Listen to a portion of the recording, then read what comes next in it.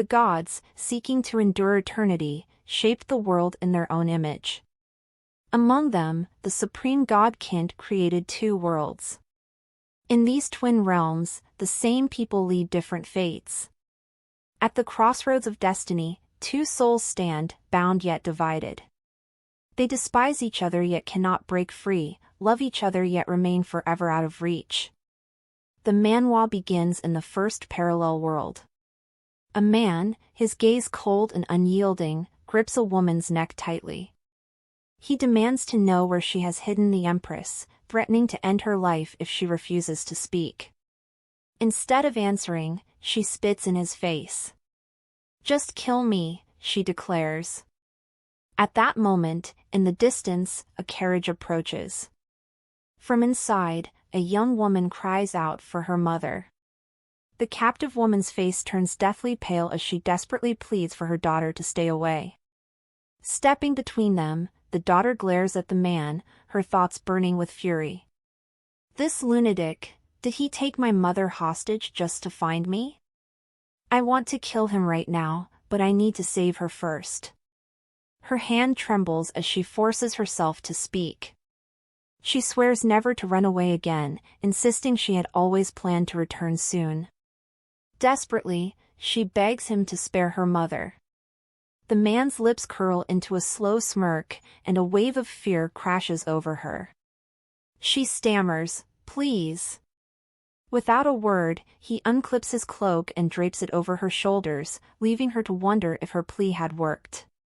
Frantically, she explains again, her mother only helped her escape against her will, she's innocent. But the emperor's chilling voice cuts through the air. "No. She's a traitor." He gently caresses her face, his voice laced with cruel amusement. "To think you'd commit treason just to escape from me." Panic grips her as she considers, did he ever intend to spare her at all?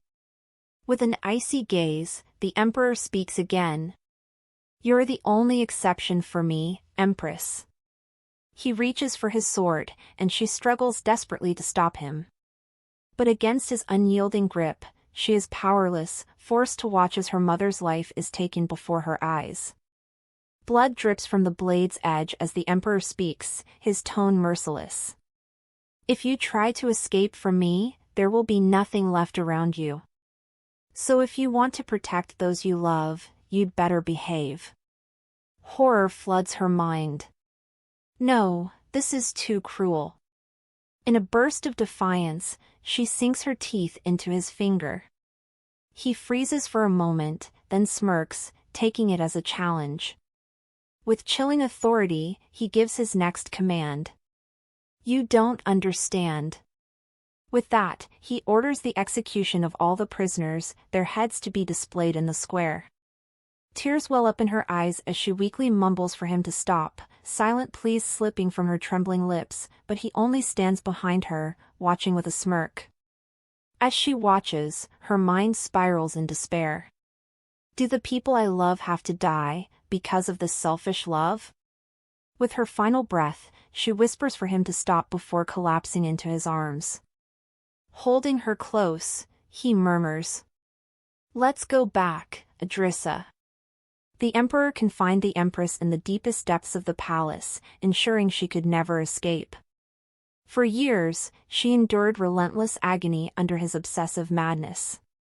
She tried to flee, but every attempt failed. In the end, the empress went insane. Now, in the present day, the emperor stands before a door bound by heavy chains. With a deliberate motion, he unlocks it and steps inside. There, seated on the bed, is the empress. As he approaches, he softly calls her name only for her to erupt into sudden, eerie laughter, leaving him momentarily unsettled. "Isn't it funny? The more you love me, the more miserable I become. If only you hadn't loved me, I wouldn't be this wretched," she remarks, her voice laced with bitter amusement. The emperor, who had been silently holding back his words, finally speaks. "I don't understand it at all." His voice sharpens as he steps closer. "What am I lacking? Tell me." There is no treasure you cannot have if you desire it. No one who wouldn't bow before you. I've made the world bow down to you, he declares. Even I am beneath your feet. He takes her feet in his hands, lowering his head onto them as tears well up in his eyes. But her voice remains steady, almost detached. I never wanted any of that. She shifts her feet against him, her movements careless, almost mocking. With these hands. I killed everyone I loved, didn't I? She reaches for his hair, her grip weak but resolute. But I'll never let you have my life. Never. Blood splatters onto the Emperor's face as she coughs violently. With her final breath, she whispers. Finally. I'm escaping from you. Her body crumples to the floor. In that instant, a wave of terror crashes over the Emperor. His voice breaks as he cries out her name. Adrissa! 3 years later, the drunken Emperor leans against a glass structure, his fingers tracing its cold surface as he calls out the name of the one he lost. His eyes, heavy with regret, flicker with longing as he mutters. Adrissa. I was wrong. He gazes at her, his voice breaking as he calls her name once more. Then, just before his body gives out, he whispers his final plea. Adrissa, please, take me to your side. The second parallel world. Adrissa Rosa Caltina, the North's most powerful noble lady, was born into the prestigious Caltina Duchy, a family wielding immense military might. From the moment she first laid eyes on the crown prince, she fell deeply in love. Using her family's influence, she forced an engagement with him. Determined to see the once weak prince rise to the throne, she mercilessly eliminated all his brothers. However, rather than gratitude, the emperor felt only humiliation. Upon ascending the throne, he sought to sever their engagement to keep her family's power in check. Yet, no matter how many times he tried, he failed, each attempt crushed under the weight of the Caltina Duchy's overwhelming influence. On their wedding day, the emperor refused to hold the ceremony and never spent the first night with her. Afterward, he indulged in countless affairs and scandals, yet the empress never once looked his way. Still, her love for him was so intense, it could be called obsession. One day, in the garden, the empress smiles as she remarks, "I heard you personally prepared the tea today." The emperor nods. "I did." Her eyes light up with joy as she lifts the cup to her lips. He watches her intently, a wide smile stretching across his face as she gulps down the tea. Then, he asks, "How does it taste?" Setting the cup down, she meets his gaze and replies with a calm yet pointed remark. "The fragrance of Lagrenzia is very sweet." The emperor's smile falters ever so slightly as he exclaims, "What?" The Lagrenzia flower symbolizes the Lagrenzia kingdom. When dried, its blue petals serve as a powerful medicinal herb. However, the white variant is naturally poisonous, yet its toxic effect vanishes the moment it is plucked. Only one person in the world knew how to use it as a poison. The emperor's expression shifts, unease creeping into his gaze. A chilling realization dawns on him as he murmurs. Could it be, all this time? The emperor finally voices the question lingering in his mind. You knew it was poisoned, and you still drank it? Without hesitation, she nods. Of course.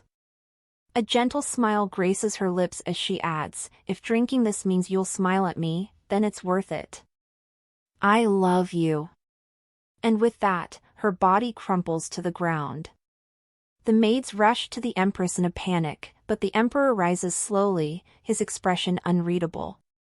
Irritated, he turns to them and scoffs, "It's not a deadly poison, stop making such a fuss." Then, shifting his gaze back to the empress, he mutters under his breath. Seeing as you drank it knowingly, you must be quite mad already. The empress slowly opens her eyes, met with countless concerned faces watching over her. She asks how long she has been unconscious and is told it has been 3 days. Burying her face in her palm, she sighs, noting that it's lasting longer each time. Just then, a voice announces the arrival of the commander of knights. She orders him to be let in. Once inside, he hesitates before announcing to her that the emperor has summoned her. Gripping the blanket painfully, she mutters a single command to her attendants, "Prepare me." She walks down the corridor, her subordinates trailing behind. As she nears the emperor's chambers, she orders them to leave. Through the slight opening of the door, she catches sight of the emperor entangled with another woman in a compromising position. She doesn't look away, maintaining her gaze as if unfazed. Noticing her, the emperor turns with a smirk. In the next scene, he glances at her and asks if she's still there. However, she simply asks why he called for her. With a scoff, he replies that she should already know the answer to that question. But with unwavering certainty, she declares that as long as she can remain by his side, she doesn't care who or what he does. The emperor reaches for her, his expression darkening. "You don't care who or what I do. How ridiculous!" He presses his hand over her mouth, his voice sharp as he retorts, "If you're so sincere, then stop snooping around my affairs." She meets his gaze, unfazed, and asks what he means. His eyes narrow as he continues, "The women I spent the night with, do you think I don't know what you've done to them?" A slow smile forms on her lips as she asks, "So that's what it was." Resting her head against his hand, she agrees to his demand but adds, "I'll do as you say, but only on one condition." The emperor's expression remains cold, unreadable while she finally reveals her price. "Hold me just once." Asking to be embraced, "How vulgar of you," he replies. He presses his fingers deeper into her mouth, forcing a cough from her. Watching her struggle, he adds coldly, "I hope you won't regret it." Later, the emperor presses his fingers into her skin, his voice laced with mockery. "Why are you crying? Weren't you the one who asked to be released first? I warned you, didn't I? Not to make offers you'll regret." 1 month later, seated on his throne, the emperor scoffs at the news. Pregnant. Unbothered, he leans back, remarking that it's impressive, just from one time. The empress kneels before him, her head bowed low as she pleads for mercy on the child. His irritation flares, and through gritted teeth, he mutters that he's honestly sick of this. Yet she continues, her voice trembling, until his chilling tone cuts through the air. "Get rid of it," he commands before walking past her. Left kneeling, she clutches her stomach, her resolve unwavering. Even if the child is unwelcome, she will never give up. It's our child. In a new scene, a commotion stirs in front of the empress's palace. Watching the maid hold the medicine, the empress thinks to herself, His Majesty's wishes, how grandly they phrase it, when in the end, it's nothing more than a way to use her as a hostage. To threaten my maternal family and the Alancia family, by setting an example and eliminating the child. She steps forward, her gaze unwavering, and questions what kind of mother would willingly take medicine to kill her own child. This is madness, she thinks, before ordering them to clean it up. The maid, undeterred, refuses to obey and firmly states that if the empress continues to resist the imperial decree, they will have no choice but to force it upon her. In response, the empress lets out a hollow laugh, to think she's enduring this humiliation just to protect a child he doesn't even want. She places a hand on her head in frustration, slowly rubbing her belly as a bitter thought creeps in, was I always this foolish? A new determination takes hold of her, she will not give up. Turning to the maid, she picks up the vial of liquid, gripping it tightly as she reassures herself, I'll find a way to endure somehow. Without hesitation, she drops the vial to the floor, watching as it shatters. As if that isn't enough, she grinds the shards beneath her foot, ensuring its complete destruction. Triumph flickers in her gaze as she straightens, deliberating. Even if the knights have the Emperor's orders, they can't treat a royal like me recklessly. With a quiet composure, she takes her seat, her mind racing. Just in case, I've contacted my mother. I can only hope she's found a solution. In a new scene, a lady stares down at the shattered vial, her expression darkening. This is the last of the medicine, but this is bad. Handing the remains to the maid, she warns, no more failures will be tolerated. The maid approaches the Empress, who remains unwavering in her defiance. If you value your life, you'd better not touch me, she warns coldly. But the maid merely bows her head. I'm sorry, if you don't take it, we will die. Without hesitation, she seizes the Empress's jaw, tightening her grip as she commands, hold her down. Make sure she can't move. No matter how much she struggles, the maids force her down to her knees. She bites her lips so hard that pain overtakes her, and just as she's about to collapse, her mind whispers, "Baby, I'm so sorry, my love." In a new scene, the Empress finds herself in the Emperor's room, confused about why she's there. Hastily, she sits upright as her thoughts rush to the baby, wondering if everything could possibly be all right. Turning to the side, her voice trembles with regret as she mutters, "Forgive me, my child." Suddenly, a voice cuts through the silence, asking, "Why are you crying? You're being too cruel.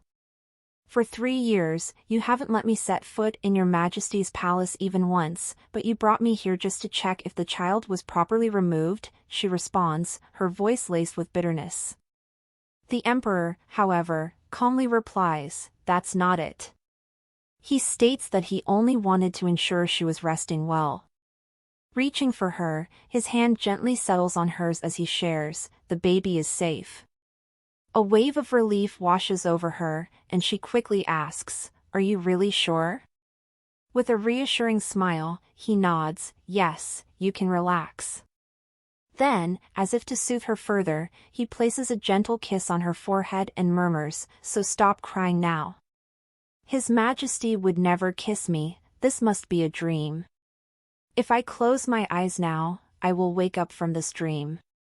I want to see His Majesty's smiling face a little longer, but I'm so sleepy." Outside her thoughts, he gently pushes back her hair and whispers, "Thank you for staying alive, Adrissa. Sleep well, my Empress." In a new scene, the Empress groans in discomfort. Watching her, the Emperor suspects her clothes are too tight and restricting. Stepping closer, he carefully loosens each button, letting the dress slip to the floor. His gaze lingers on her as he silently thinks, "The Empress is right in front of my eyes." After a moment, he adjusts the blanket around her, ensuring she's warm. Then, taking a strand of her hair between his fingers, he presses a gentle kiss to it. Gold was a common color in the Empire, but it was rare for someone to possess both golden hair and golden eyes. Because of this, the Empress was often compared to the sun or pure gold. The brilliance of her presence was so dazzling that nothing else could be seen, only the Empress. In a new scene, the Emperor gives an order. A knight steps forward, kneeling to pay his respects. The Emperor, his voice cold, remarks that the knight has been by his side all this time, so he must have noticed. He admits that his memory is unclear at the moment, but then, he asks the knight why he attempted to kill the Empress's child. The knight hesitates before finally speaking. "How much do you wish to know?" he asks. "Everything," the Emperor replies. The knight begins by stating that the Empress loves the Emperor deeply. However, the Emperor doesn't quickly move past that revelation. "The Empress loves me," he mutters, repeating the words as if testing their weight. But then, his expression darkens. That can't be. Memories flood his mind. He recalls how the Empress once declared that if it meant his happiness, she would willingly die. And then, she did. After she took her own life, his assistant approached him, gently reminding him that it had already been 3 years since her passing. The emperor, refusing to accept it, snapped back, warning him not to dare issue him orders. Despite his hostility, the assistant persisted. "Even now, you must stop drinking and take care of your health." Before leaving, he placed a set of pills on the table. "Make sure to take your medicine," he urged before stepping away. The emperor, having lost his mind over the death of his beloved, could only call out her name in his final moments before collapsing. When he awakens, he finds himself in his office. He recalls losing consciousness in the room and wonders if it was just his imagination. "Maybe I should stop drinking, just like Voltaire said." Just then, a familiar voice calls out to him. Startled, he opens the door to find the Empress's mother kneeling before him, begging him to reconsider. He freezes. The woman before him is the Duchess of Caltina. However, that should be impossible, as he still recalls it clearly: how he accused her of treason, how he used it as an excuse to abduct the Empress, how he killed her with his own hands. So how is she still alive? The Emperor's voice turns cold as he questions the disrespect shown toward the mother of the Empress. Without hesitation, he orders for her to be released immediately. As soon as she's freed, the Duchess rushes to him, dropping to her knees with her head close to his feet. Desperation laces her voice as she pleads for him to reconsider. Is His Majesty's child not of royal blood? Her next words strike him like a blade. How could you try to make the pregnant Empress take that medicine? But the Emperor's reaction is strange. His eyes narrow as he mutters, "The pregnant Empress? Are you saying the Empress is still alive?" The image flashes in his mind, the Empress he held in his arms after 3 years. She was thinner but still as beautiful and lovely as ever. If she truly loves him, can't he have her as she is now? Whether it's a dream or a delusion, it doesn't matter. The next morning, as soon as she opens her eyes, she bolts upright, confusion flooding her mind. Where am I? Before she can fully process her surroundings, a strong arm wraps around her waist, pulling her right back into the bed. A chill runs down her spine as she begins questioning, is this still a dream? Or, does he think I'm one of his concubines? She tries to push his arm away, but his sleepy mumble stops her. Isn't it a little early to wake up? Determined, she speaks firmly. I'm Idrissa. I'll take my leave now. But his answer is firm. No.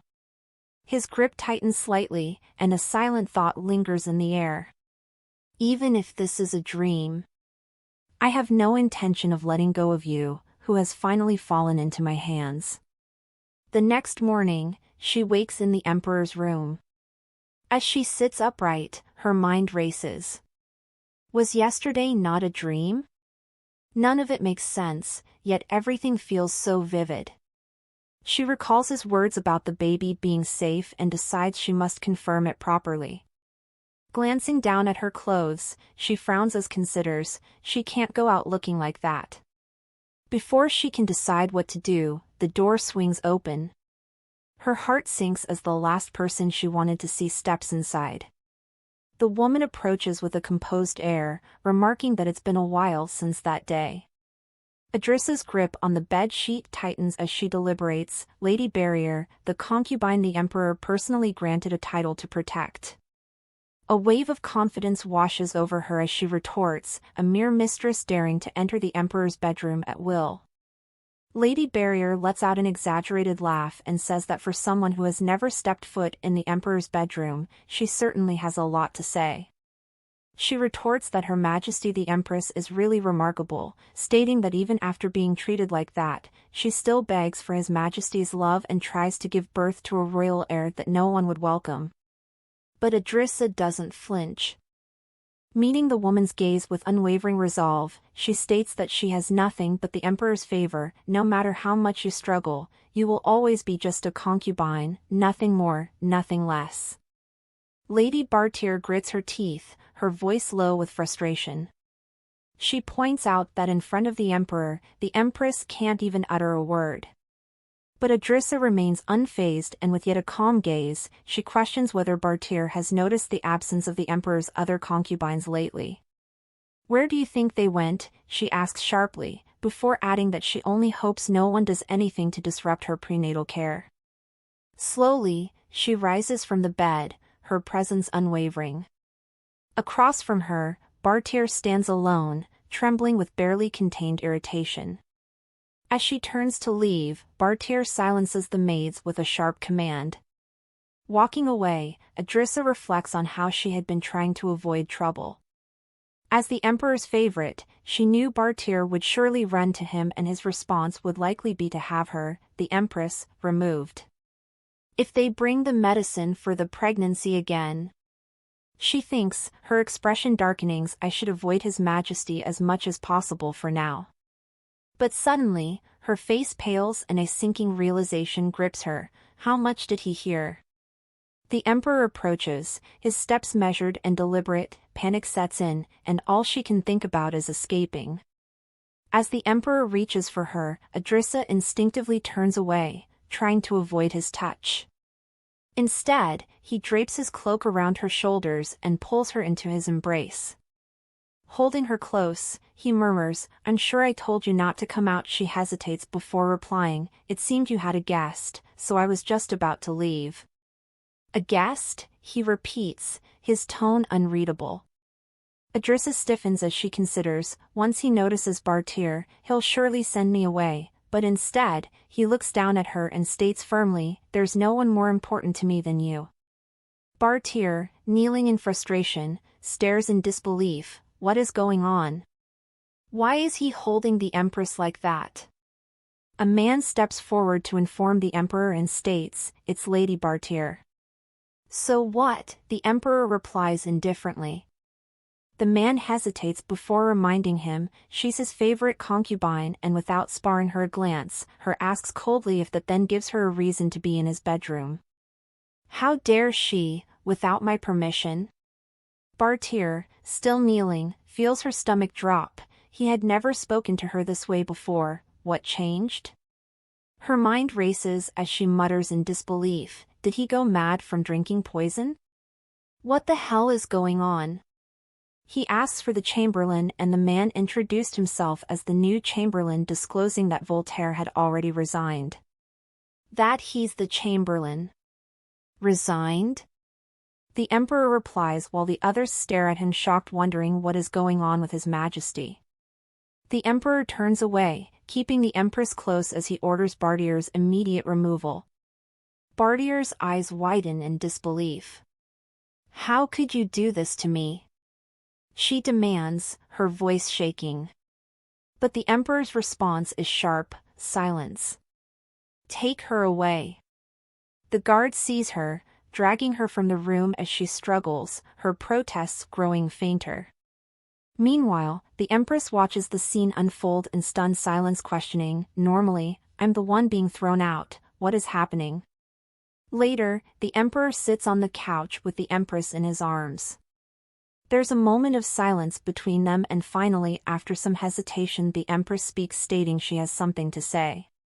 The emperor, with an unusually calm demeanor, asks, "What is it?"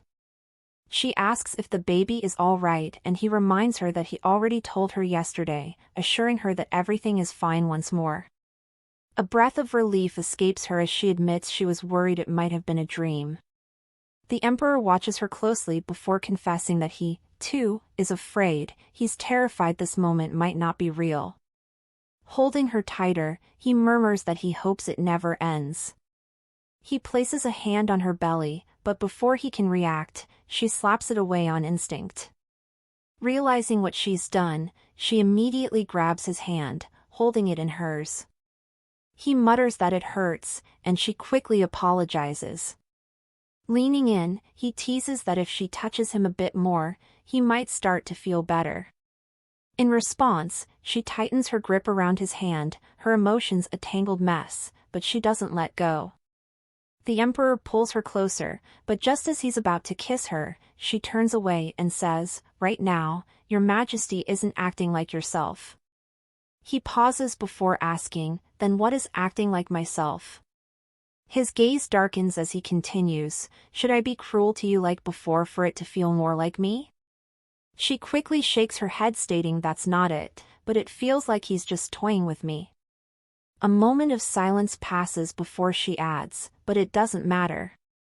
If you let me have a child, I'll gladly let you play with me. The Emperor studies her for a long moment, then gently turns her face back to him. What can I do to make you understand my true feelings? He asks. His voice softens as he says, if you want a child, you can have one, as long as you stay by my side. I have you in my grasp, and I don't plan to let you go again, the Emperor thinks. As he holds her, she feels his hand trembling and wonders if he's truly serious. As she wraps her arms around him, she wants to believe him, but the tender moment is abruptly broken by the sound of her stomach growling. In a new scene, the Emperor extends a spoon to her and she nervously accepts it only to end up spitting it out. I would gladly swallow poison if it was given by the Emperor, but after all this time, why can't I eat this mere food? She questions silently. The Emperor, irritated, demands to know if the palace chefs are incapable of preparing a meal that suits the Empress's tastes. Without hesitation, he orders the dish to be taken away at once, and as the servants move to clear it, they exchange glances, quietly wondering when he started caring so much about the Empress's meals. She watches the maids return the meals, realizing she didn't take a single bite. Looking down, she thinks that after being imprisoned for 3 years, she's probably just nervous about being this close to him. Once she returns and calms down, she'll be fine. Turning to the Emperor, she shares her desire to return to her palace. He asks if perhaps he's making her uncomfortable, but she tells him she'll come when he calls for her later since she's not busy. After a brief hesitation, he finally asks if she plans to return in that attire. She answers that if the food comes from her mother's palace, she'll be able to eat it, but of course, only in her own chambers. In the end, he gives in. He agrees to let her go, but on the condition that he escorts her back to her palace himself. They arrive at the Empress's palace and the knights standing realize that the rumors were true. His Majesty is suddenly taking care of the Empress. Adrissa shares with the Emperor that she will like to continue on her own from the entrance, and the Emperor, with a hint of disappointment evident in his tone, responds that if she will hold him back, he wouldn't go on with her. The Empress, however, responds that she wouldn't hold him back. Her statement lightens up the Emperor's mood as he asks if she really means it. She nods, but as she lowers her gaze, a hint of sadness lingers as her mind reels. I want to beg him to stay a little longer, but I wouldn't be selfish to avoid His Majesty from returning to how he was before. Understood, he replies. She greets him and prepares to leave, but as she turns, he subtly slides her hair into his hand. Are you really going to leave just like that? He asks. She looks at him, confused, but before she can respond, he leans in. Give me a kiss before you go, he murmurs. Then I'll let you leave. In an instant, she wraps her arms around his neck and softly replies, Yes, Your Majesty, before pressing a quick kiss to his lips. He stands frozen in place, stunned, as she immediately turns away. Left alone, he rubs his lips, a sense of déjà vu washing over him. The Empress really kissed me. A deep urge to chase after her wells up inside him, but he holds himself back. I don't want her to hate me. Even if this is just a fleeting dream that could end at any moment, I'll make it last as long as I can. In another scene, the Empress's mother stands waiting. She recalls how the Chamberlain assured her that the Empress was safe, but she thinks to confirm herself before trusting his words. Once the Empress walks in, her mother immediately rushes to her. She asks if she's all right, and the Empress replies that she's okay. Tearfully, she breaks the news to her mother. Mother, His Majesty told me that I could have the baby. Her mother comforts her, saying that's how it should be, but the atmosphere changes in almost an instant as the Empress' voice breaks. If I have the baby, will I be abandoned? Her mother gently assures her that the Emperor will love her, so she shouldn't worry about anything. Her mother mentions how the emperor's chamberlain had visited her earlier. She discloses that he told her she wanted to eat her food. She tells her she's prepared it, adding that she must take at least one bite. In a new scene, the former chamberlain trims the bushes, his movement steady and calculated, when suddenly, he hears his wife call him. She suggests they leave for the capital, however his reaction is unenthusiastic. She steps forward, suspicion creeping into her voice, as she asks if he committed a crime. She mentions that it's not treason, instead they were merely expelled from the palace, asking so what? After closer observation of his reaction, a new realization dawns on her: do we not have the money? Her husband slowly tilts his head sideways in embarrassment. She speaks again, this time she agrees with him. She brings up how he got swindled, resulting in him losing all the wealth and then ending up in debt. She takes an envelope from her dress and hands it to him. He looks at it, surprise evident as he questions what's in it. She then explains that a carriage from the palace is coming to pick them up, telling him. She advises him to stop worrying and suggests they go back inside to get some rest before he eventually leaves to the palace. In a new scene, the emperor deliberates, carefully lost in thought.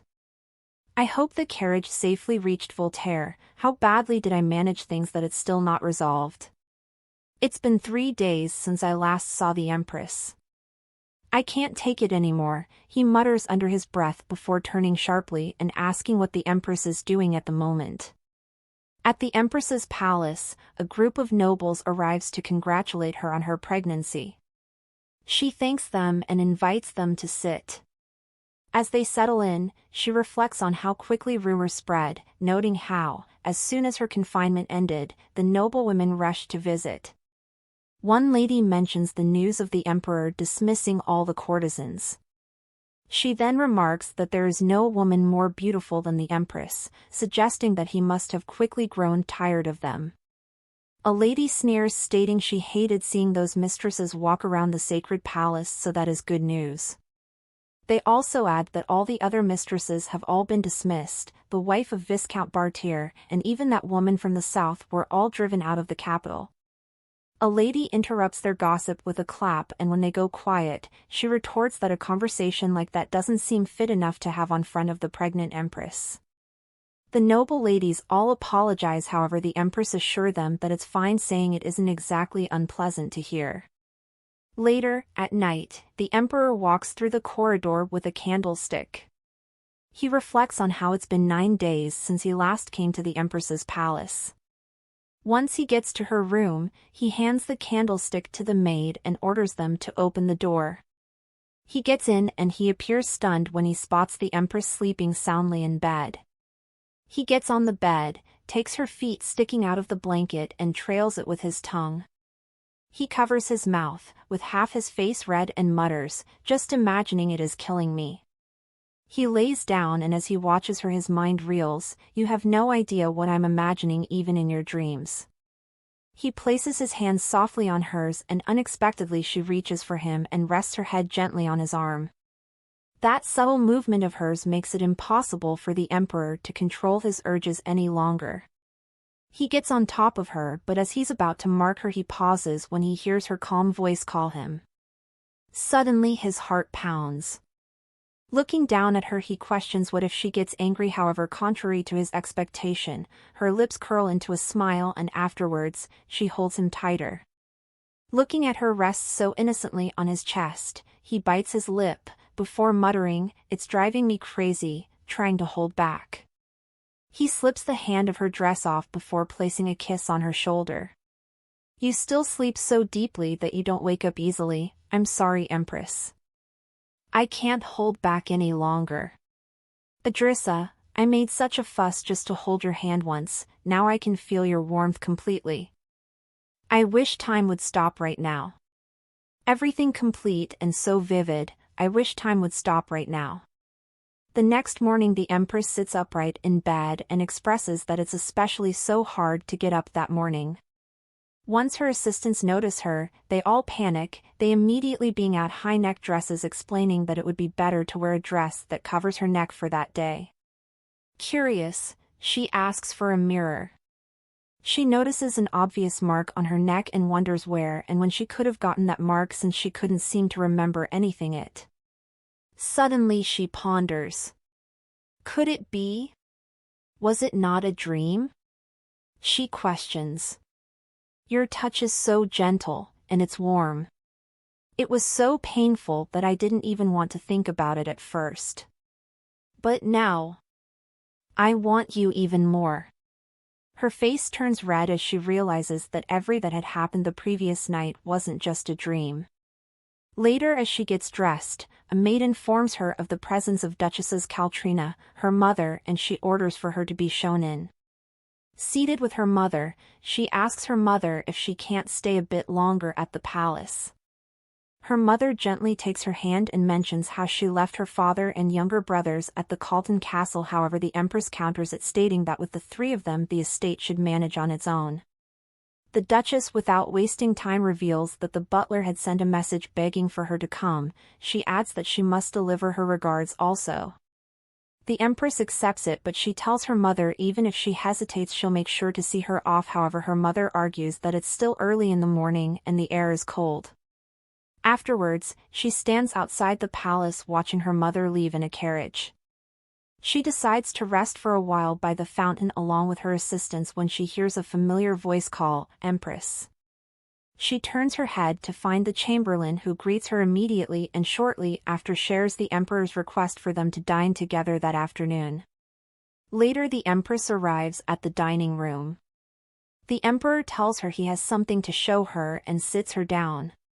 He explains that the palace cooks have prepared several dishes she enjoys, and once the dishes are arranged in her presence, she acknowledges this, noting that they are all meals she likes. As the emperor looks at the meat seasoned with spices, he recalls her dislike for strong flavor that naturally led him to conclude that she wouldn't like that. Shyly, she tells him that she is so happy she doesn't know what to do, and the emperor isn't about to miss this opportunity.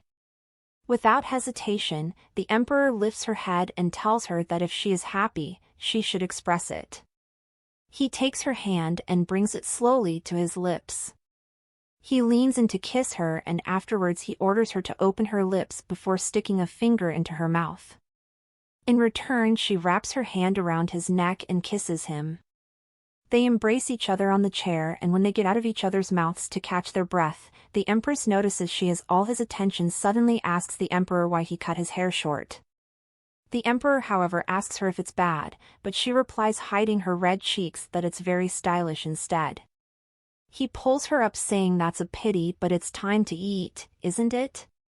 She sits down, thinking she's still a bit nervous about eating food directly from the emperor. As he holds the fork with meat on pointed at her, he asks if she doesn't want him to feed her, but she tells him it's not that.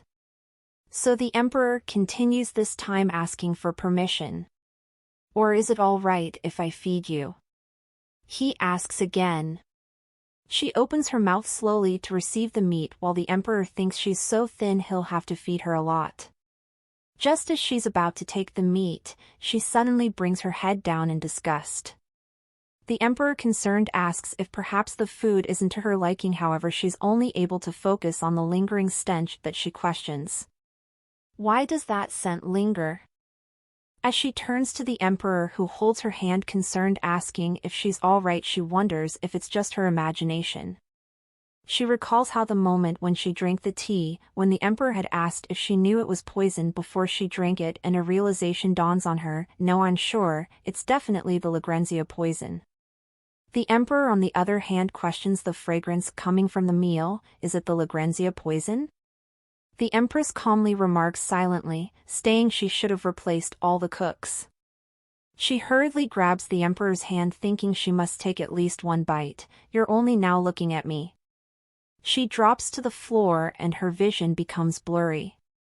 As she struggles to gasp for air, just moments before she collapses, she questions, "What if you end up hating me again?" Finally, she collapses, and the emperor's gaze for the first time communicated real fear and panic. As he rushes up to the empress's palace, he calls out, "Adrissa, I will not lose you again." Once he gets upstairs, he calls out to Voltaire and informs him that the empress has collapsed. The emperor commands him to call for the palace physicians, including all the priests as well. Later, a man stretches his hand above the empress. He appears to be a priest. All the while he keeps the emperor updated, revealing that they're in the final stages of the treatment. The emperor asks why the empress had suddenly lost consciousness. However, everyone in the room suddenly turned their eyes away as if avoiding his question. The emperor, now in anger, orders them to speak, asking again why the empress collapsed. The priest speaks and states that it is believed the empress fainted due to nervous exhaustion. The priest's report brings the emperor a bit relief and he responds, "I see."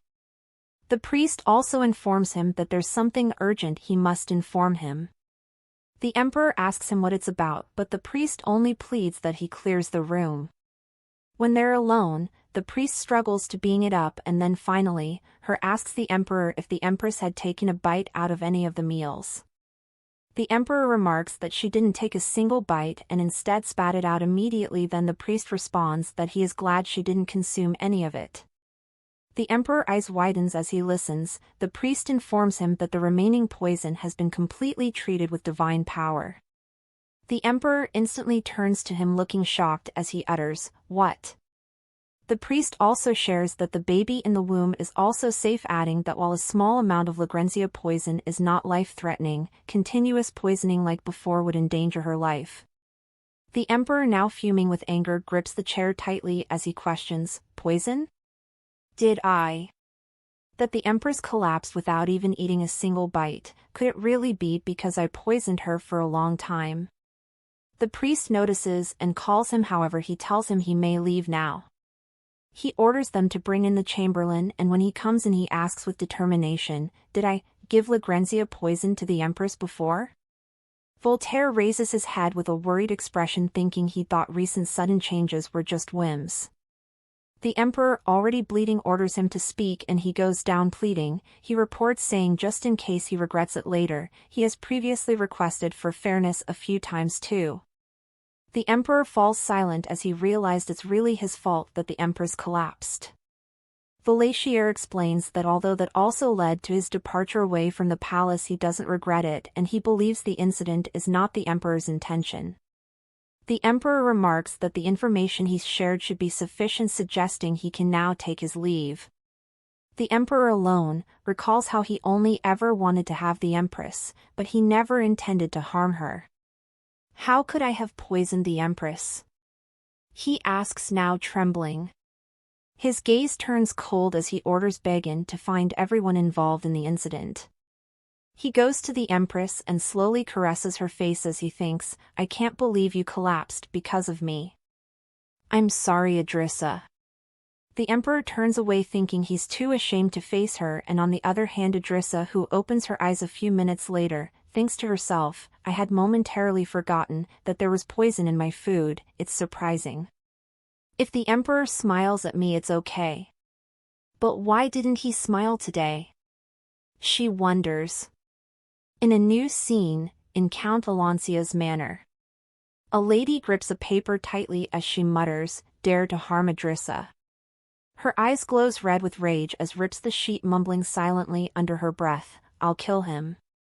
Later she speaks to a person. She mentions that the opponent is the emperor and remarks that she's sick of ensuring. However, the guy replies that she hasn't really been enduring, have you? She snaps and says if it were up to her temper she would have killed him 100 times over. However, the man gently cautions her not to threaten the emperor when she enters the palace this time. Roxia snaps, mentioning that it was the emperor who broke the promise first. "That bastard messed with the lower regions and gave Idrissa medicine, and now you're telling me to endure?" She slams her fist against the wall in annoyance, adding that now he's pretending to care. "Do you believe that?" The guy, however, remains calm and says it's not too late to judge the deal after entering the palace. As he turns away he suggests they pay a visit to the palace together.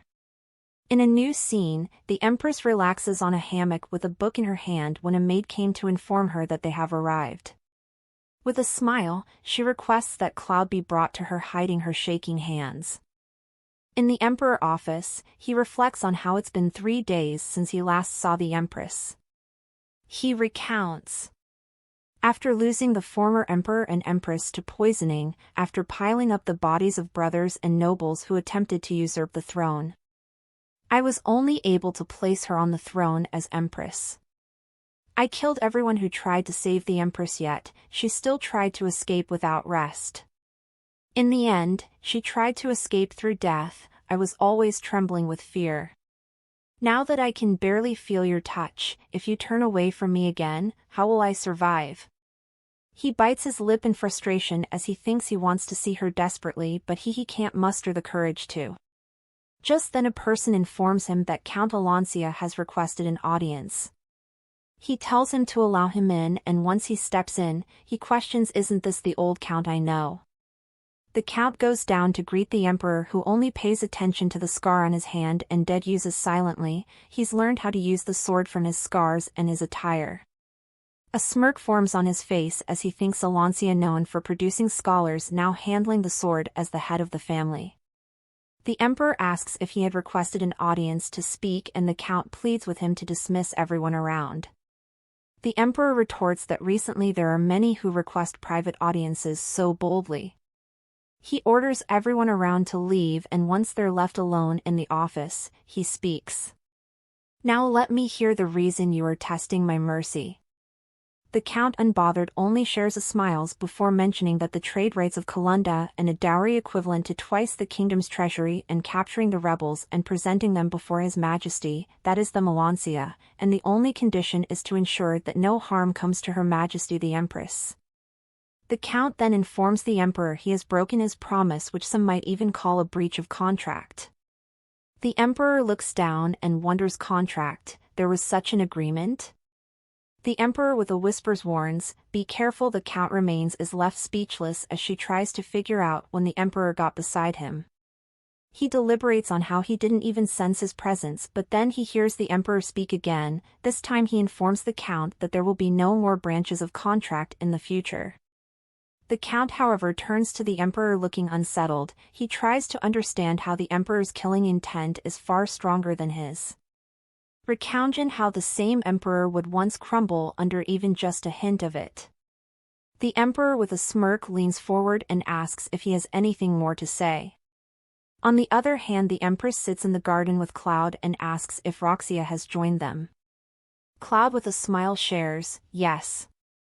The Empress asks if perhaps they're back at growling at the Emperor again, leaving her behind, and Cloud explains that he's worried about her. She tells him Roxia is also a precious friend to her and Roxia has the right to be concerned, adding that she's always grateful to them. Her brother remarks that seeing her now it seems he had nothing to worry about. However, with a jesting tone she remarks, "Worried about me? You?" She tells him he should be more concerned about himself. However, her brother replies that he's taking care of himself sufficiently. She replies in agreement, saying yes, he's smart enough to manage himself well, so if that's all you're doing, aren't you overstepping? Her brother, uncertain of what she means to pass, asks what she means, and she replies that his meddling has drained her patience. He tells her he's never interfered, however she orders him to be silent. He turns to her surprised, but he only meets her unwavering gaze as she asks if he dared poison her food. She continues, adding that afterwards he pretended to be the concerned sibling to Roxia. She asks if Roxia knows nothing about that, and he tells her no one else knows except him. The Empress, staring at her brother, reflects on how she was hoping it wasn't true. However, regardless of how it sounds, it appears the jest of them has been deceiving her. Her brother asks how she found out, and she replies by saying, "The Emperor didn't laugh when she was poisoned." Her mind reels. In her memory, the Emperor has previously poisoned me several times, but this was the first time I saw him look so desperate. Voltaire even defended the Emperor. This was an unprecedented occurrence. Few people aside from the Emperor could access the poison. Looking at her brother, she thinks she was hoping it wasn't true, but she asks if he has any excuses, and as she slams the book shut, she states that she isn't in the best mood, urging him to make up a good excuse. "It was to protect my sister," her brother responds. He reports how he was informed by their mother that the emperor has slowly been administering poison ever since Idrissa became the crown princess. Their mother also revealed that there were no major health issues, adding that until that moment Voltaire had been discreetly removing the poison to avoid the emperor's detection. He slammed the desk and replied that she needed to urgently inform his sister and bring her there. However, it was then he learned from his mother that Idrissa already knew, but it was of no use. His mother handed him a letter delivered by the chamberlain that morning saying that Idrissa is pregnant. She disclosed that it had been almost 4 weeks since the empress became pregnant and the emperor doesn't know it yet. She added that during that time the emperor has attempted to poison the empress again. She added that despite appealing for justice she was reluctantly forced to leave the palace, adding that even without her, she has taken measures to have the poison removed for the safety of the empress and the heir. At last, the Duchess shared her fear with her son, that if the empress miscarries, due to the poison, it will be like before, and informed him that she will visit the palace first and if anything happens, she will send a letter. Claude explains to the empress that even after the Duchess, their mother said she was fine, after visiting the palace, he was still worried. He mentions that there are rumors that the emperor who had even once targeted the heir has suddenly changed. He mentions that they say it's because their family and Alancia have gained something new or that the emperor is toying with the empress.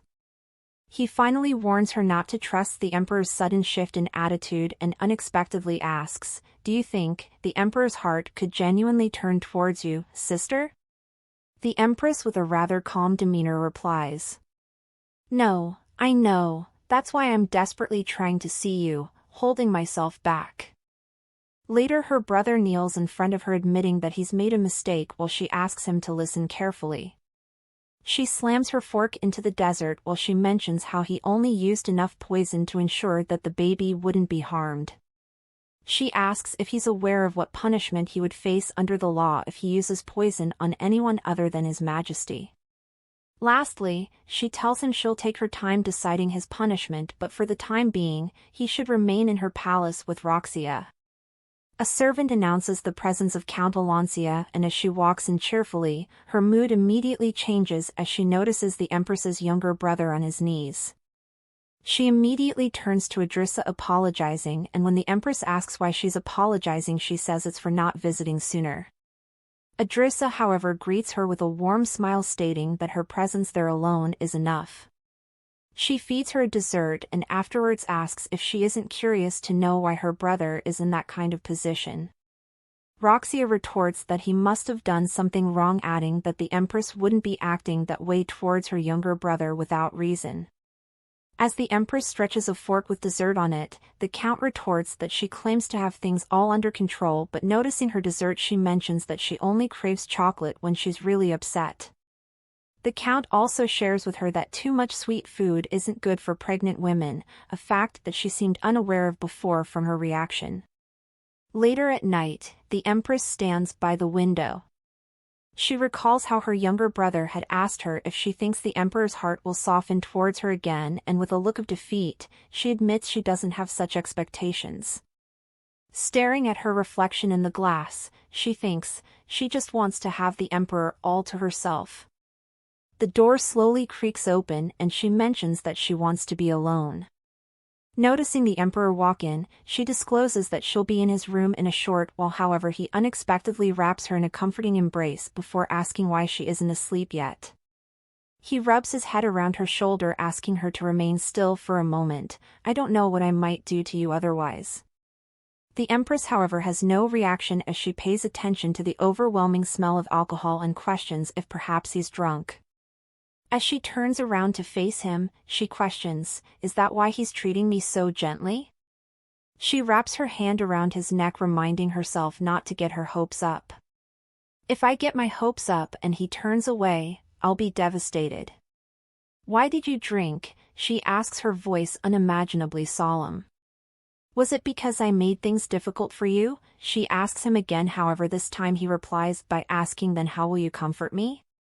The emperor's heart skips a beat as he listens to the empress' words. She assures him that if he has more demands from her family or the Alancia family, they will meet those demands, so he no longer needs to pretend to be so moody anymore. She adds that the child will be a more valuable hostage compared to her, and this time the emperor can no longer pretend to understand as he asks sharply, "What?" She explains her reasoning, stating she means he can release her and she wouldn't cause any trouble. "Release you?" he asks, and she says yes. However, the emperor doesn't take it well. "No," he replies, looking disappointed as he asks if she hadn't said she loved him. He almost tears up as he asks if that has changed, if her feelings for him have changed because he gave her poison.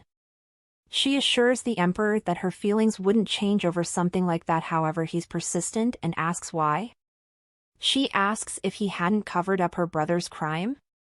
With strong resolve, she declares that she will never hand over her brother. Instead, she'll offer herself to him. "I'll follow whatever your majesty desires." The emperor's expression immediately changes as he repeats, "You'll give yourself to me?" She reflects on how she expected him to cast her aside immediately, but contrary to that, he leans in closer and says, "Fine, give yourself to me alone." Their lips meet softly, intently, their quiet moans echoing the depth of their longing. For a moment, the world around them fades, leaving only warmth and sensation. His touch is deliberate, sensitive, as his hand glides over her chest. Slowly, his fingers slip beneath her shirt, and with one firm squeeze, her breath catches, her voice breaking in response. The thought of him hurting her hits and panic sets in as he apologizes, questioning what he's done. The empress, on the other hand, exchanges blank glances at him as she watches the emperor cover his face, mentioning how he failed to ask for her permission and did something disgraceful to her. The empress tells him it's okay. She reaches for his hand and comments that he seems quite drunk that day and asks, "Why not come back once the sun rises?" The emperor instantly becomes assertive as he denies even being drunk at all. He tells her he only drank a little, and then she asks surely he can return to his chamber. The emperor replies sharply, explaining, now that he thinks about it, he drank quite a lot. She giggles as she remarks that then it must be difficult for him to leave and asks if he would like to stay in her quarters that night. He replies saying if she allows him, and as she struggles to unclip his cloak she asks how she could ever refuse him. Once he notices, he takes her hand, instantly demanding to know what she's doing. However, she explains that his attire is too heavy for resting in bed. Later, he drops his cloak, and as he slowly slips off his shirt, he tells her he can undress himself. As he slips the shirt off, he turns and notices the empress watching him interestingly. He lowers his shirt and then turns around and grabs a blanket, and as he wraps it around her, he asks that she stay there for a moment. The emperor resumes taking off his shirt again, and the entire time the empress watches him with a smile on her face. Once he successfully changes into a robe, the empress smiles as she recalls how earlier the emperor had told her seeing her was too stimulating. As he wrapped the blanket around her, he turned away, used his arm to cover his mouth before explaining that seeing her was too stimulating. Once he's done, he comes to her and asks if it's all right for him to be there, in her bedroom with him. And she says of course. She tells him she's his wife and asks if it isn't a natural thing for her to stay by his side. She doesn't expect the emperor to pull her into a warm embrace. As he holds her, he states, "Just for a moment, let me hold you like this. Just for a moment." Later, they lay in bed together. The emperor rests his head on her chest. He slides his hand into her shirt, and as his hand grip tightens around it, he retorts that it feels like her heart is beating in his hand. "Then I will entrust my heart to your hand, your majesty," she responds. He leans in for a kiss while the empress removes his robe, exposing his bare back. He holds her up while he slides his hand down to loosen her dress. Suddenly he stops. The empress, who notices his hesitation, takes his hand, calling him softly, "Your Majesty, please touch me." Almost as soon as he gets her permission, he slides his hand into her dress while she grips onto him tightly. Later, she holds his face up, observing him closely, her mind reels, "This man, following my lead so gently, maybe he really does love me." Later, the emperor, deep in sleep, begins trembling. Adrissa places him on his back and calls out to him several times, begging him to wake up. Almost as if her voice manages to reach him, he opens his eyes. He pulls her onto him and she asks if perhaps he had a nightmare. He replies that it was a terrible one, and surprisingly she begins stroking his head. She explains the thought behind her action, sharing how when she was younger and she had a nightmare, her mother would do that for her. She continues rubbing his head as she repeats, "Go away, nightmare, go away." She repeats that until she leans in forward and places a soft kiss on his forehead. Adrissa, it was a long and terrifying nightmare in a world without you, the Emperor thinks. Later, she asks if he's sure everything is all right, and the Emperor admits that there's something he hasn't informed her yet. She freezes in shock as he hits her with the news that he lost his memory not too long ago. He explains that his memory shattered just like broken glass, adding that all his memory of her is gone. She pulls his robe in anger, muttering that it's ridiculous.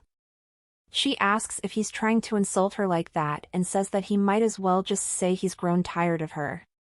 The Emperor, on the other hand, remains calm as he explains that he knows it's hard to believe, but before he even touches her, she slaps his hand off. "Ever since you came back to life, I've only ever had dreams of you leaving me again. I'm sorry, Adrissa, I was scared you would suddenly abandon me because I had no memories." The Emperor kneels in agony, begging her to accept him even though he's like that. "Even if I'm like this, please stay by my side. Without you I'm..." Adrissa, however, looks at him blankly, deliberating on how the sudden change was because he lost his memory. "Somehow it makes sense that His Majesty would smile at me like that. Would it have been better if I didn't know? Even if you've lost your memories of me, I can't stop loving you." The next morning the Empress wakes up. She calls for her personal maids and they come in holding a bowl of water. She asks about the Emperor and they explain that he returned to the main palace early that morning. Just then, the Chamberlain walks in with different outfits. Confused, she asks if she has plans for that day and he says yes. He informs her that the Emperor has requested to have breakfast with her that morning. Later, as she walks to the dining hall, the Emperor meets up with her halfway. He expresses shock as he notices her and mentions that he thought she wouldn't come. As he approaches her, he retorts that she must still be very angry with him. However, contrary to that, she stares at him, wondering how she can stay mad seeing the Emperor's face. He takes her hand and she asks, how could she refuse when he called for her? Later, as they walk through the hall, the Emperor remarks that he hopes what he's prepared pleases her. As they walk, the night greet them, the glorious sun and the exalted moon dining together, and her mind reels. "I thought it would just be a simple breakfast with His Majesty, but what is going on?" An hour earlier, she steps into the dining hall with the Emperor. She notices the variety of dishes and grows concerned, wondering what if she throws up again. The Emperor speaks for the first time, stating that there are no poisons. He assures her that he's checked everything so she need not worry. Meanwhile, the Empress sits a bit awkward as she questions if it was really that obvious. The Emperor speaks again, and this time he tells her if she does trust him she doesn't have to eat it. He explains that he just wanted them to spend some time together, using breakfast as an excuse. Now she no longer feels the anger she felt towards him earlier and considers, perhaps the fact that His Majesty lost his memories of me isn't entirely a bad thing. She deliberates. Then, "Your Majesty, will you feed me?" she requests. Once they're done eating, he informs her that there's a place they need to go to together. Shortly afterwards he follows, saying he hopes what he's prepared will please her. Once they get past the corridor, as they approach a room, her mind reels, the grand banquet hall where the council meeting is held. "His Majesty brought me here." She reflects on how as the Empress it's natural for her to be involved in state affairs, yet she's never participated because the Emperor never acknowledged her. She looks down and thinks of how she feels nervous. The Emperor notices, and as he extends his hand to her he asks if she's maybe uncomfortable. He places his hand gently on hers and offers up some words of comfort, stating she'll get used to it soon so she shouldn't be too anxious. The emperor commands for the meeting to commence, and they announce the agenda for the day about the unofficial increase in private soldiers due to the civil war. A man asks if the North has been excessively growing its private soldiers, while the empress's gaze hardens as she questions the North. The emperor watching questions if perhaps they're trying to frame the northern forces as private soldiers, calling them traitors. The emperor after a while thinks things aren't going well. I hope the empress doesn't get misunderstood. A man however argues that if the North can't hold off foreign forces, the South will be invaded in no time.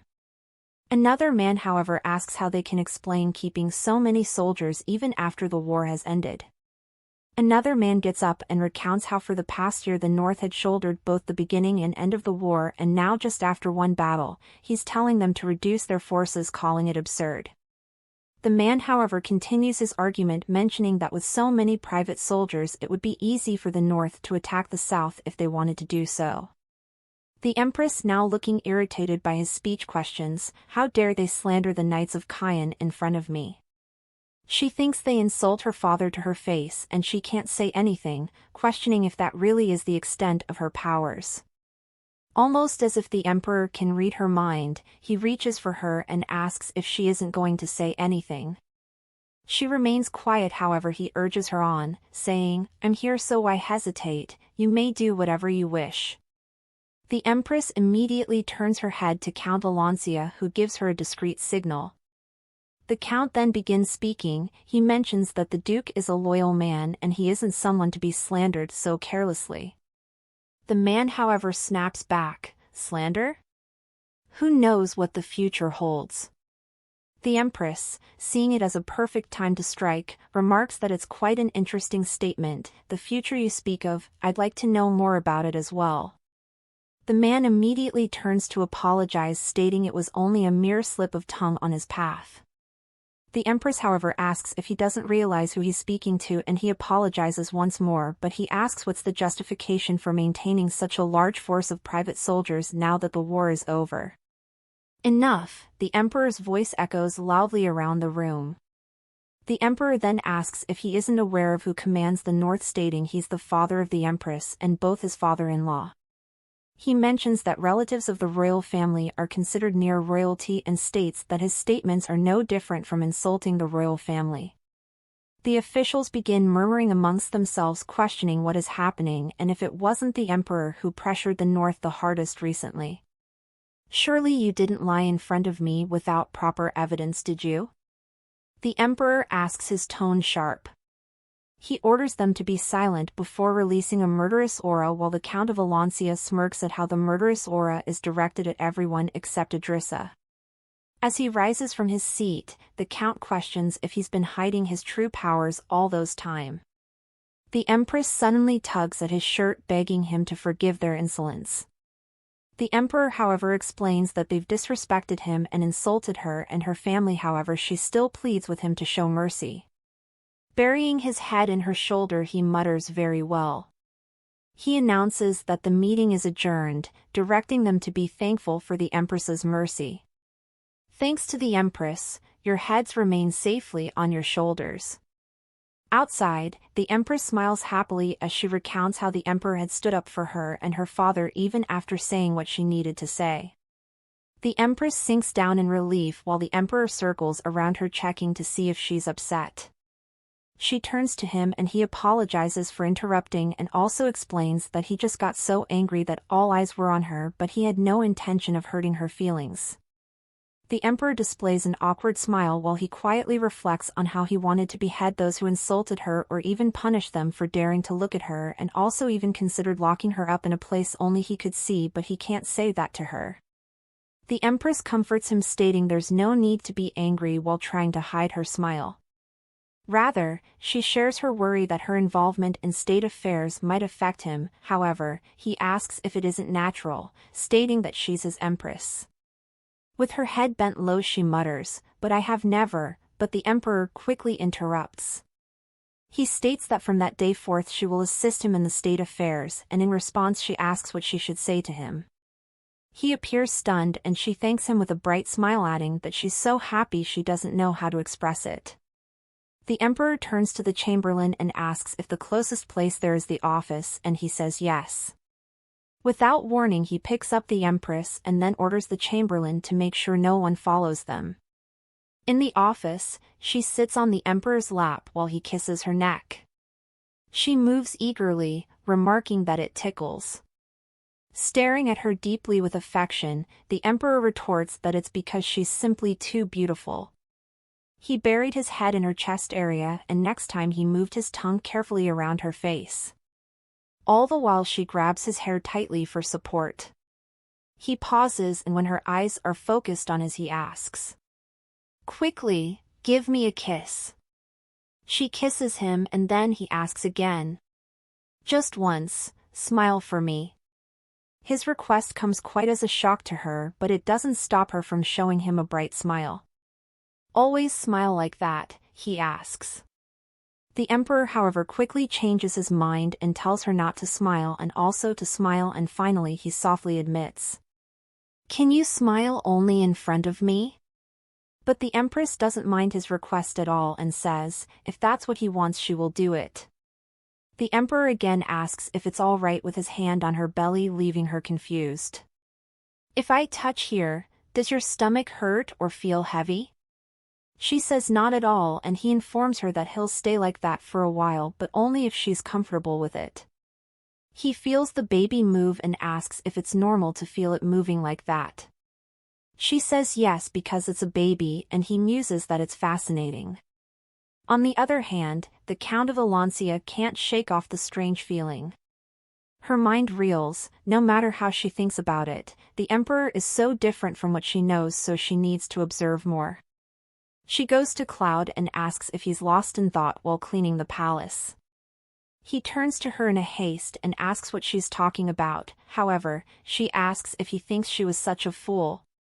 She shifts closer to him and whispers, "About the Lagrenzia poison, you were clever, but you shouldn't have been discovered, then I might have pretended to be deceived too." He turns to her, and in defense he discloses that he'd never considered it as deception. The Count, now frustrated, asks if he perhaps explained why he did it. He turns his head and says no, there's no way he would reveal that. She lets him go, saying good job. She considers how from Cloud's perspective, it must have felt like a gamble. If he was deeply disappointed, he might have given up on the emperor, but it's nonsense. If he gave up so easily, Idrissa would never have lost her sanity over the emperor. "I'm glad I don't remember those days when Idrissa went mad." She pats his head as she silently hopes she continues to forget, especially in those peaceful times. In a new scene, the emperor slams his fist on the table in anger. Frustration is evident in his tone as he asks why there's so much work that day. He bites his lip, frustrated, as he questions if he hasn't gone 3 days already without seeing the empress. He turns to the chamberlain and asks about the empress's schedule, and the chamberlain shares that the empress has gone to the lake to swim with the ladies. The emperor, unbothered, asks, "So?" While the chamberlain explains that it'll be quite difficult to see the empress that day as well. The emperor, without wasting time, gets up from his seat, announcing his plan to go find her himself. "Lead me to the empress," he orders. At the lake, the ladies' attention is suddenly divided. A lady tries to greet the emperor, however he signals for her to be quiet and asks where the empress is. He's informed that she's at the dock, and as he goes to her, the ladies watch in awe. The emperor goes to the empress, and just as she's about to step into the boat, he picks her up. The empress turns and finds the emperor looking at her with a soft gaze. She asks why he's there, and without skipping a beat he tells her it's because he wanted to see her. He explains that she's left him alone for 3 whole days, to which she apologizes before requesting that he puts her down cause there are too many eyes watching them. The emperor, however, with a strong tone exclaims, "No." They end up going in the boat together. In the boat, with his lips pressed on her hair, he demands, "Don't leave me alone for that long again." Embarrassed, she asks if he isn't too busy. Gripping her gown tightly, she admits she doesn't want to cause trouble by being too greedy, and the emperor with a comforting smile says, "Then we can both be busy together. If you work with me, you'll always be by my side." Later in the emperor's office, the empress glances at the pile of paperwork on his desk and deliberates. Even after seeing it again, there's really so much work to be done. She encourages herself, thinking, "I have to work hard too, it's just simple administration." However, she struggles to keep up because of her eyes. She tells herself she can't fall asleep, she has to be of some help, she must stay awake. All the while the emperor, who watches her, struggles to hold back his laughter. He goes to her and then assures her that if she's feeling sleepy it's okay to take a nap. He places his hands softly on her eyes, while she argues she isn't a baby, and in the end, she ends up falling asleep. Once she's asleep, the emperor places a kiss on her forehead and says, "Seems like you are a baby." At sunset, the emperor, with a smile, asks if she's woken up. She calls his name and he shares that he was contemplating whether or not to wake her up, and she asks him to wait just a little longer. The emperor, placing gentle kisses on her head, tells her she can't fall asleep again, stating she needs to eat. She opens her eyes and this time, she asks for water. The emperor without hesitation takes a cup of water, but his method of giving it to her is different. Instead of just handing it to her, he pours it into his mouth and passes it to her in the form of a kiss, slowly releasing the water in her mouth. Gazing at her, he asks, "Shall I feed you again?" In a new scene, the ladies discuss how the emperor seems to have taken a liking to her more each day. A woman brings up how she now handles the internal affairs as well and is also able to host the social events every week now when she previously couldn't. They remark that she's been quite busy and retort that the emperor must be upset because of her absence. Her face goes red when a lady mentions afterwards that the last time by the water, it was so obvious to see. She recalls how the emperor had picked her up in front of so many witnesses and then covers her face before saying it's nothing special. A lady states that it was quite obvious and then asks the countess if she also doesn't agree. The countess says, "Indeed, Marchioness Montpassy." The Marchioness, surprised, asks if she's heard her name, and the countess replies with a smile that she has, asking if Tasha's silks isn't renowned to be very luxurious. Another lady asks, no matter how luxurious they are, how could one trade without going through Alancia first? The countess replies that she flatters her, and the Marchioness replies that she was only astonished that the esteemed countess was familiar with her name. A person rushes in and comes to whisper something into the ear of the empress. In response, the empress rubs her fingers together with a bright smile, asking if that is so. The other ladies look at each other, and the next minute they get up saying it's already so late and they shall take their leave.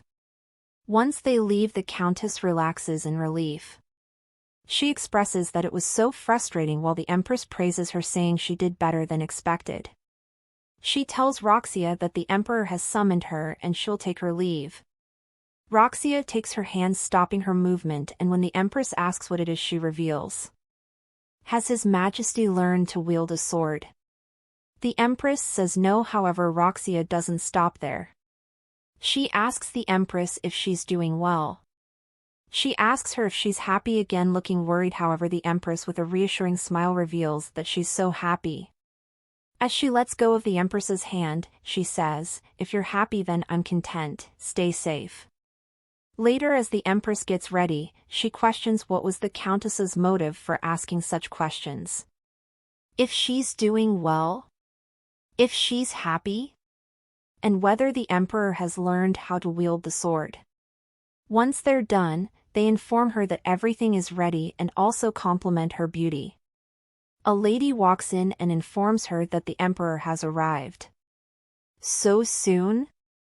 She asks as she turns to find the emperor walking in. She dashes at him with full force, throwing herself at the emperor. He warns her to slow down, saying she might fall. He tells her not to run or else she might get hurt, and she explains that she was just so happy to hear that he wants to take a walk together in the garden. Later, they stand together in the garden and the emperor remarks at the breathtaking sight. The empress in agreement retorts that the flowers look so beautiful during that time of the year. However, the emperor quickly clarifies that he was talking about her. She buries her head in her palm as she calls out softly to the emperor. She asks him if he's really staying at her palace that night, and he says if she allows him to. The empress smiling replies, "I have no reason to your majesty." The emperor looking in a daze, his mind reels, "Oh really? I'm going insane. I want you." As they kiss, the emperor opens his eyes, sensing something different in the atmosphere. He looks around and notices a dagger coming in their direction, but he sharply turns the empress away, taking the hit. The empress' eyes darken, and her hands begin trembling. She grips onto his cloak tightly, tears falling from her eyes as she calls out to him. The emperor strokes her head slowly as he assures her that he's okay. He kisses her head as he further reassures her that he's okay and there's no need to worry. He reflects on how the sword was intended for the empress and not him. "You dare! I'll rip you limb from limb." The emperor, without wasting much time, grabs the dagger and pulls it out his shoulder. Soon the assassins surround them, and as the emperor analyzes, he thinks, if the opponent is someone who can move elusively, they're in huge trouble. In an instant, energy waves surround his dagger as he blocks their strikes. As he holds the empress tightly, he thinks he can't fight with her beside him. Looking at the dagger, he thinks, a dagger that isn't fused with aura wouldn't last long against a sword. Soon, the emperor notices a crack in the dagger while the empress, already in tears, pleads with him to leave her aside. However, he refuses, stating he can't allow that. The emperor notices a stone fly from behind him, and the man challenging him is sent flying the next moment along with his broken sword. His group appear terrified, but then they notice a stone on the ground. In the distance, a person throws a stone playfully up and down into the air. It turns out to be the Marchioness, and her look sullens as she notices Adrissa. "Are you crying?" The empress, relieved, calls out to Roxia, who immediately dashed at one of the men. Once he's done, she gets up and pulls out her sword, then she kneels, offering it to the emperor as she states, "Greetings to the bright son of the empire." The emperor accepts the sword, and as he infuses it with his energy, he thinks, "You shall be begging for your death to come." He turns to Alancia and asks her to please take care of the empress. However, she tells him she doesn't think that'll work out. The empress turns to him and pleads, "Absolutely not," while Alancia retorts, "You see." The empress turns to her, asking if she can kill them, and she says of course, recounting how when everyone looked down on her and saw her as nothing, it was only the empress who believed she was capable of something. She asks if it's okay, explaining that if they are to kill them all, they can't discover who is behind all of that. The emperor, on the other hand, only reasons how the empress's eyes are wet from crying. He rubs her eyelids, and as he kisses her eyes, he tells Roxia it doesn't matter and she should do as the empress wishes. She responds that she shall obey his command. She goes after every one of the knights, reflecting on how she couldn't simply rest, and decided to go for a walk. She looks at the emperor and empress, and as she holds down another man, she thinks it's really odd. My memories of the past doesn't seem to match up. She questions how someone can suddenly be so good at something they never did before, and for the personality to change so much like that also. As she crushes the man under her foot, she concludes that it's weird, but there's nothing that can be done about it. After all, they're talking about the emperor. Just as she turns to report that she's done, she's unable to finish her statement as she notices the emperor and empress sharing a kiss. In a new scene, the emperor's treatment is all done. The royal physician explains that fortunately no nerves were damaged, and if the wounds get treated with holy power again the next day, it will heal completely with no scarring left.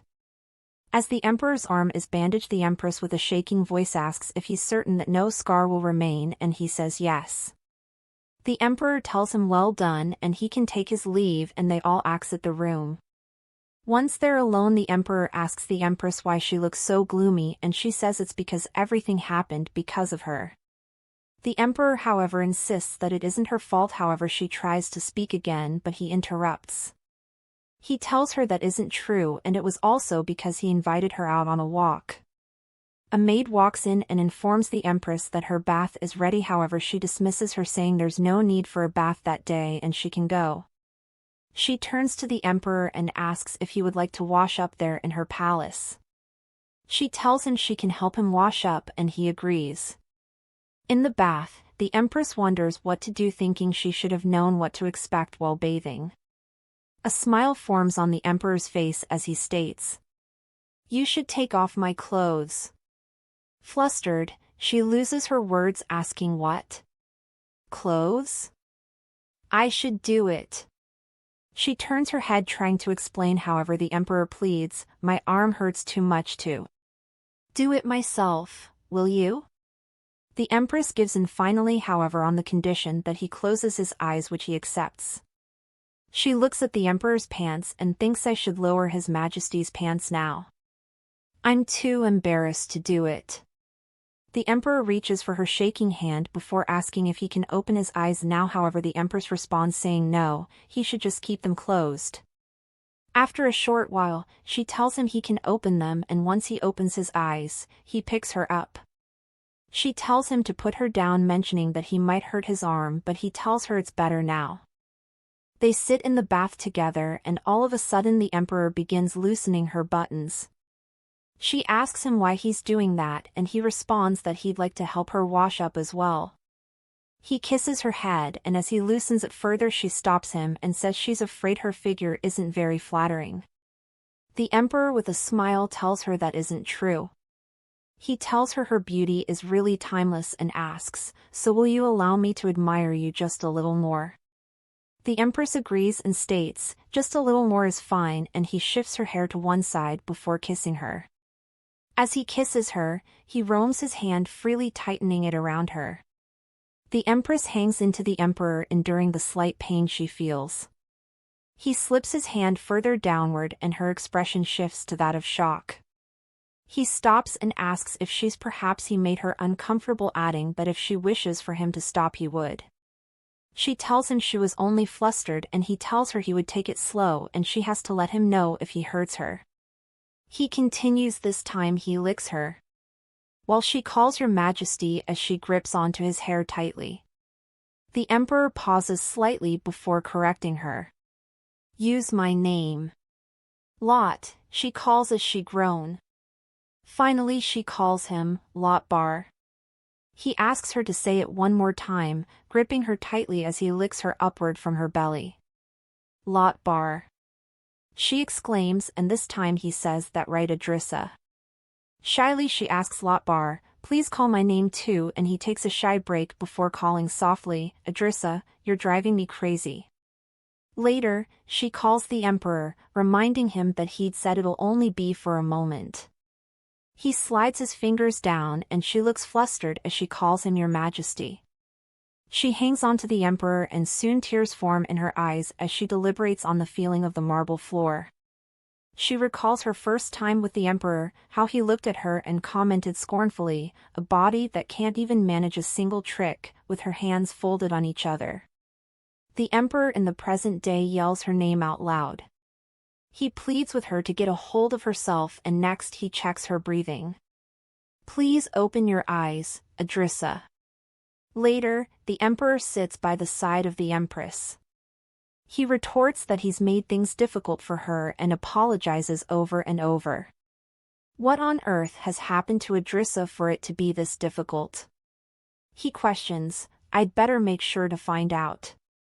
On the other hand, Idrissa's mother the Duchess sits with her husband. She mentions that Idrissa has collapsed and asks why on earth he's stopping her from going to visit her in the palace. Her husband apologizes and then explains that the Sacred Kingdom will be visiting the Empire soon, so it's too dangerous for her to stay in the palace. The Duchess's expression immediately shifts to terror as she yells, "They're definitely going to reach out to Idrissa." However, her husband assures her not to worry, stating he's sent someone appropriate. "The kid who used to be scared of you has now become a fine knight." The Duchess with a relaxed look then clarifies, "Roxia, right?" On the other hand, Roxia sits with the Empress and asks if she's all right since she fainted, which she says yes she is. Roxia with her teacup raised questions if she's intentionally avoiding the question. Did the Emperor do something? Even before. The Empress in anger slams her teacup on the table. She warns her to watch her words, saying no matter who she is, she can't tolerate her talking about the Emperor like that in front of her. Roxia explains that she only said that because she was worried, and the Empress asks if perhaps she's becoming Cloud, to which she responds that that's harsh because she's way better than him. Cloud on the other hand questions if it's cold, reflecting on how he suddenly got chills. The Empress then asks Roxia if she can find the assassins before the Emperor does, reflecting on how from their first attack, it showed she was their major target. Roxia turns to her and muses, "You knew." She also adds that she's doing her best to find them, but the enemy has erased all evidence, so it's not easy, and that's why she's thinking of sending Cloud out of the palace. The Empress, surprised, asks what Cloud could possibly do, and she responds saying to move the night birds, a private intelligence group ran by Idrissa maternal family. It's limited within the palace. The Empress gives her permission, asking her to do it thing while she deliberates. If the night birds have to step in, it means they're not dealing with an ordinary enemy. She also asks if the Sacred Kingdom's envoy already left, and Roxia sighs as she states that they're still stubbornly demanding an audience with her. Idrissa mentions that she's been rejecting them for a while, but at that point she's really starting to question their intentions. Suddenly she gets up, stating she can't avoid it any longer, so she'll go see His Majesty, the Emperor. In a new scene, the Empress recounts how the Emperor hasn't acted that way in recent times while she stands in front of the Chamberlain demanding for the door to be opened. The Chamberlain recalls the Emperor's warning that no one, including the Empress, should be allowed in, and apologizes to the Empress, explaining that the Emperor has ordered for no one to be let in. The Empress is persistent and reveals that she wouldn't be taking a single step from there until the door is opened. She recalls how the Emperor has been kind to her recently. The Chamberlain allows her in, however her eyes widens. She looks totally stunned, the same with the maids and the butler. The Emperor's hand around a lady's neck, one of her leg on the table alongside documents on the floor. "Your Majesty," she calls while he looks stunned. "Empress? Empress? How did you get here?" he asks. Idrissa, staring at him intently, responds that she should be asking him the same and demands to know what is going on there. The Emperor instantly switches up. He asks what she means, stating nothing happened. He leaves the side of the envoy and goes to Idrissa to explain that it was only a slight argument, but nothing happened. The Empress' gaze, however, only hardened as she asks, "Really?" The Emperor takes her hand and says, "Of course, I swear." He hugs her, all the while her gaze is fixed on the envoy, who gasps for air. She turns around and bites her lip angrily before greeting her and saying she's from the Sacred Kingdom. However, the Empress interrupts. The Empress tells her she doesn't care about her name, and instead what she's curious about is why she's there. The envoy walks closer and explains that it's been hard to meet the Empress, so instead she came to obtain permission from the Emperor. The Empress, however, responds strongly, saying now that she's seen her, that should be enough. The envoy, however, tells her she has a mission which she has carried all the way from the Sacred Kingdom, and she has something to say, so please. However, the Emperor, frustrated, summons aura around them. "There's no need to hear it, leave," he commands. The envoy from the Sacred Kingdom, however, looks agitated. She recalls how the Emperor had asked her to get ready to pay a hefty price after he learned she's asking for the Empress. He took a closer look at her face and said, "If you want to take the Empress, the price is, better please me." She agreed, and so she had relations with the Emperor that day. Now hearing the Emperor dismiss her so coldly, stating there's no need to hear what she has to say, whatever it might be, she turns around in annoyance, taking one last glance at the Empress before slamming the door behind her. Later, the Emperor softly calls the Empress, who appears annoyed at him. Resting his head on her shoulder, he admits that he was wrong and it was all his fault. He discloses that when she makes that face, he doesn't know what to do. Idrissa, on the other hand, holding back her smile, asks that he doesn't have any more saints or priests around from that moment on. The Emperor clasps her hand together, bringing them to his lips. "I've upset you, haven't I?" "I'm sorry, I won't do it again, so please forgive me, okay? The Empress tells him it's not that and explains that she only said that because she wants him to be cautious of the sacred kingdom since his memories have returned completely. The Emperor with a smile asks, "So you were worried about me?" The Emperor hugs her and agrees to everything she says until she demands to know if he's listening. The Emperor admits he's just happy she's jealous, explains, "If everyone you loved disappeared and I was the only one left in your world, would you then love me? You'd only think of me and focus solely on me," he continues. However, she tells him that's wrong because then, she wouldn't only think of him. He asks her what she means and she explains that she would be too busy being jealous about those women to think about anything else. Silently she thinks, this time, I'll make sure to take care of it without getting caught. The Emperor tells her he doesn't want that, so she should only look at him, and then she asks, "Then please your majesty, please do the same, only look at me." The Emperor leans forward until she rests completely on the couch, and then he mentions she's been standing for a while now. He turns his head asking if her feet aren't tired. Slipping off her shoes, he tells her things like that should be left to someone else, and she asks who. She mentions the maids or handmaids, however the Emperor states that he's the only one with the right to touch her. The Empress, with her hand placed on her face in embarrassment, tells him he's different from others. He asks what she means, already annoyed, however she explains. "It's just so nice that I don't know what to do when your majesty touches me." That's it for now. Thanks for watching, guys. Don't forget to leave a like and subscribe. Also share the video and leave a comment for part 2.